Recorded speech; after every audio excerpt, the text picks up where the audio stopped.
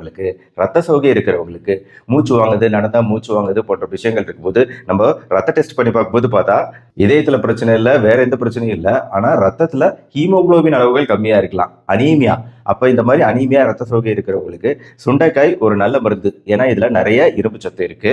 நம்ம அதனால சுண்டைக்காய் சட்னி சாப்பிட்றதுக்கான முதல் பாயிண்ட் கிடைச்சிருச்சு. என்னன்னா சுண்டைக்காய் வற்றல், சுண்டைக்காயை ரொம்ப காய வச்சு நம்ம யூஸ் பண்ணும்போது இந்த சத்துக்கள்லாம் போயிடுது. ஆக்சுவலா நான் இப்ப காண்பிக்கக்கூடிய செய்முறையில நம்ம வதக்க தான் போறோம், எண்ணெயில லைட்டா வதக்கி தான் செய்ய போறோம். இன்னொரு விஷயம், கூடவே இந்த சட்னியோட சேர்ந்து நம்ம ஆரஞ்சு பழமோ இல்ல லெமன் ஜூஸோ ஏதாவது ஒன்று சாப்பிட்றோம் அப்படின்னா அது சிட்ரிக் ஆசிட்.